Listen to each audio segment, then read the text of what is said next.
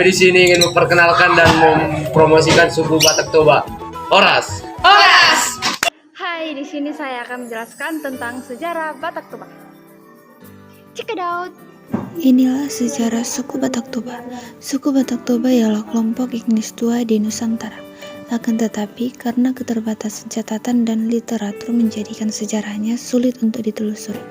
Belum diketahui secara pasti kapan pertama kali nenek moyang orang Batak mulai mendiami wilayah Sumatera bagian timur, yaitu Tapanuli. Namun beberapa bukti arkeologi menunjukkan bahwa orang Taiwan telah pindah ke Filipina dan Indonesia sekitar 2500 tahun yang lalu, zaman Neolitikum atau zaman Batu Muda. Akan tetapi karena tidak ada bukti yang ditemukan tentang keberadaan suku Batak Toba tersebut. Pada masa kerajaan Batak yang berpusat di Bakara, kerajaan Batak yang dalam pemerintahan dinasti Sisingamangaraja membagi kerajaan Batak dalam 4 wilayah yang disebut Raja Maropat, yaitu Raja Maropat Silindung, Raja Maropat Samosir, Raja Maropat Humbang, dan Raja Maropat Toba. Apakah kalian mengenal pahlawan nasional kita, Sisingamangaraja 12? Beliau adalah Raja daerah Toba, Sumatera Utara, yang ikut berjuang melawan penjajahan Belanda. Mari kita simak kisah hidupnya. Raja Pagaruyung pada masanya, 31 tahun kemudian ia naik tahta sebagai Sisingamangaraja 12.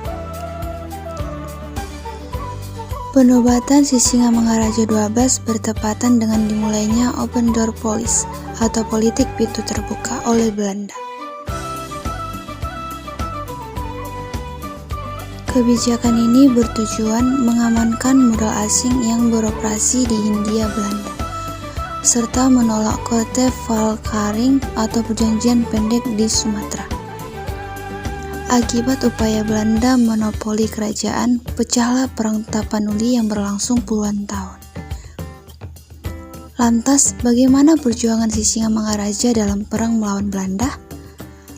Dimulai pada tahun 1824, seluruh wilayah kekuasaan Inggris di Sumatera diserahkan pada Belanda berdasarkan perjanjian Belanda-Inggris. Pada tahun 1873, Belanda melancarkan invasi militer dan memicu Perang Aceh. Dilanjutkan invasi ke tanah Batak pada 1878. Tidak seperti raja-raja Huta Kristen Batak, Sisingamangaraja 12 menolak kehadiran pada orang asing. Nah, itulah sejarah. Rumah dan suku Batak Toba adalah rumah bolan. Rumah ini berbentuk panggung dan bahan utama bangunan berupa kayu. Hal yang paling menarik perhatian adalah bentuk atapnya yang melengkung dan runcing di tiap ujungnya. Di balik bentuknya yang unik, ternyata rumah adat suku Batak ini memiliki makna dan arti tersendiri. Filosofi dari rumah adat suku Batak memang sangat menarik untuk dipelajari. Mulai dari proses pembangunan rumah sampai segala dekorasi, ternyata semuanya memiliki makna yang cukup dalam. Lalu, apa saja keunikannya? Mari kita lihat. 1. Bentuk atap seperti pelana kuda. Atap rumah adat Batak terbuat dari ijuk atau daun rumbia, yang merupakan bahan alami yang mudah ditemukan di bagian Sumatera. Bagian atap memiliki desain seperti pelana kuda atau punggung kerbau. 2. Rumah adat bolen terbuat dari bahan dasar kayu. Jika rumah modern saat ini dibangun dengan semen, beton, dan sebagainya, rumah bolen tidak demikian. Rumah adat ini malah tetap dibangun menggunakan kayu. Tiang penyangganya terbuat dari kayu berkualitas, sehingga jangan heran jika rumah adat ini dapat berdiri dengan kokoh. 3. Dinding yang diikat dengan simpul seperti awan cicak. Dinding yang ada pada rumah adat Batak ini dibuat secara hati-hati. Hal tersebut dikarenakan dinding mempunyai posisi yang miring untuk mempermudah angin dari kuat masuk ke dalam ruangan. Cicak sendiri memiliki makna yang sebagai penjaga rumah, sedangkan kepala yang bertolak belakang mempunyai makna bahwa setiap penghuni rumah mempunyai peran yang sama dan saling menghormati. Yang keempat, ukiran khas. Satu lagi yang menjadi ciri unik dari rumah khas Batak ini yaitu ukiran yang khas dari rumah yang disebut juga gorga. Nah, gorga sendiri dibagi menjadi dua, yaitu gorga berbentuk cicak yang melambangkan bahwa suku Batak dapat beradaptasi dimanapun mereka berada dan tetap saling menjalin persaudaraan. Sedangkan garuga berbentuk kerbau sebagai wujud terima kasih terhadap hewan yang membantu dalam membajak sawah. Yang kelima, anak tangga dengan jumlah ganjil dan dibangun tanpa menggunakan paku. Rumah bulan merupakan rumah panggung yang mana untuk masuk rumah adat tersebut membutuhkan tangga. Uniknya, tangga yang terdapat pada hunian adat tersebut selalu berjumlah ganjil. Dan faktanya menarik lagi, alih-alih menggunakan paku untuk menghubungkan setiap bagian rumah, suku Batak justru memilih menggunakan tali. Tali tersebut dirakatkan dengan kuat pada kayu sehingga pada bangunan terserang angin rumah ini tidak akan roboh. Saya akan mengenalkan pakaian adat Batak Toba yang dimulai dari atas. Nah, yang di atas ini saya memakai sortali. Sortali ini merupakan lambang dari wanita suku adat Batak. Sortali melambangkan kalau cewek-cewek suku Batak itu berpikir keras dan bekerja keras dalam membimbing keluarga, termasuk anak dan suami, serta berpikir kritis dalam memperjuangkan kehidupannya. Kemudian yang saya pakai ini keranjang ke bawah, ini ulos atau yang disebut dengan ande-ande. Ande-ande ini pada zaman dahulu digunakan untuk menghangatkan tubuhnya dalam kehidupan sehari-hari.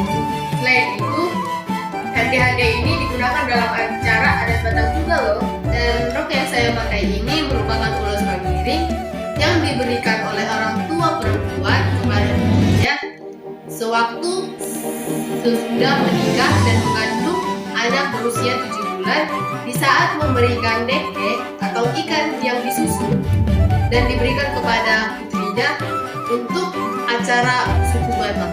Sekian dari presentasi saya mengenai pakaian adat Batak Toba. Sampai jumpa. Makanan Batak Toba. Ada banyak jenis makanan Batak Toba yang dapat kita lihat seperti pada gambar. Deke Mas Naniura.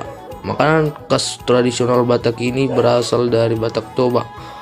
Naniura tidak dimasak dan berbahan dasar yaitu ikan. Biasanya Naniura digunakan seperti Nanyarsik yang biasanya ikan mas. Ikan mas digunakan karena memiliki banyak ditemukan di pesisir Danau Toba. Dan ada juga yang disebut dengan manuk napi nadar atau ayam napi nadar. Ayam napi nadar adalah masakan khas Batak yang biasanya dihidangkan pada pesta adat tentunya. Biasanya disajikan saat seorang sedang mengalami sukacita, seperti kelahiran anak, pernikahan, dan saat seorang akan berangkat merantau. Arsik. Arsik adalah salah satu masakan khas masyarakat Batak atau yang disebut juga deken dan arsik, yang memiliki arti ikan yang dimasak hingga kering. Arsik biasanya terbuat dari ikan mas yang dibumbui oleh bumbu khas Batak yang berasal dari tumbuh-tumbuhan. Nama tarian dari suku Batak Toba adalah tari tortor yang meliputi daerah Tapanuli Utara, Mumbang Hasundutan, Toba Samosir, dan Samosir. Tarian ini awalnya hanya sebagai pengiring pada upacara adat masyarakat etnis Batak di Sumatera Utara. Secara fisik, tortor mungkin terlihat seperti tarian biasa, namun maknanya lebih dari sekedar itu.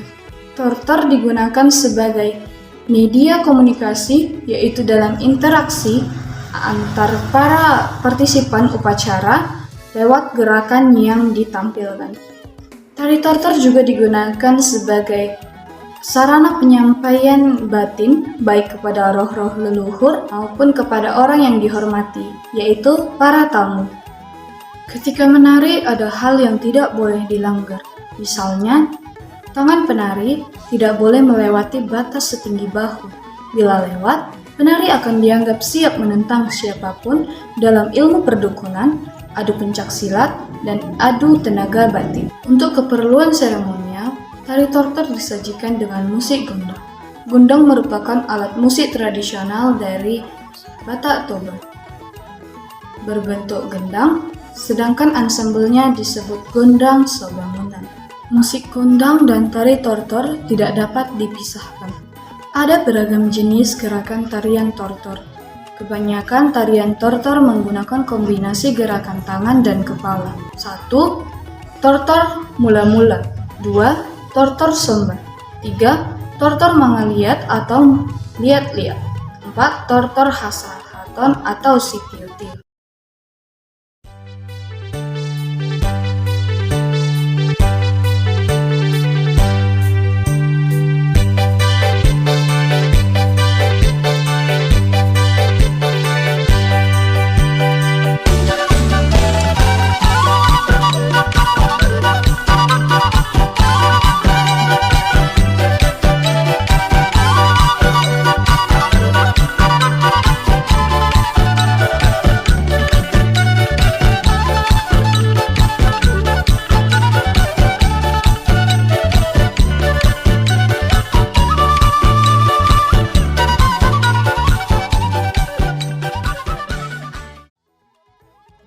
Adapun alat musik dari suku Batak Toba yakni yang pertama ada garantul atau yang dibaca garatu.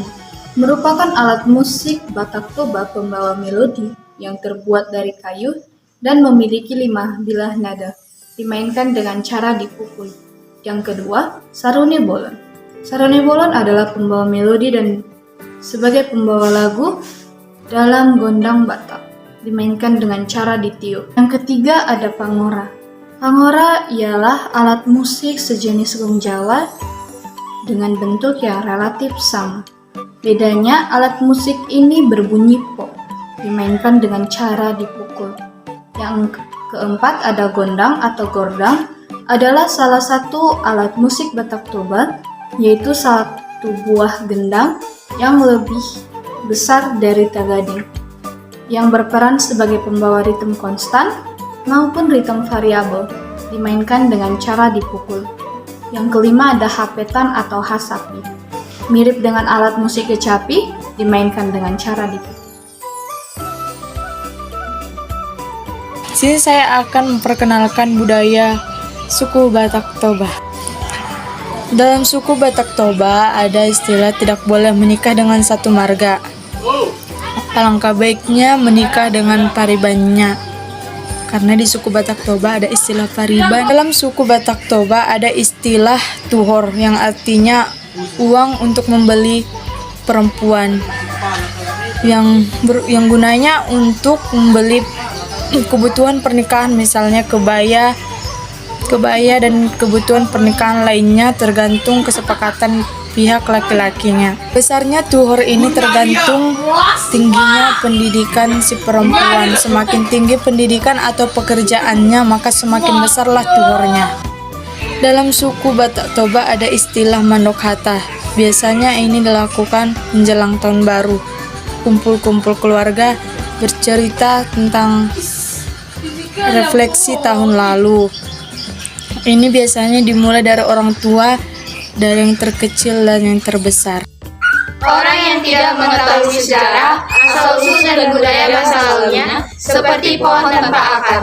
Maka dari itu, marilah kita melestarikan dan memperkenalkan budaya kita. Sekian dan terima kasih. Mau lihat.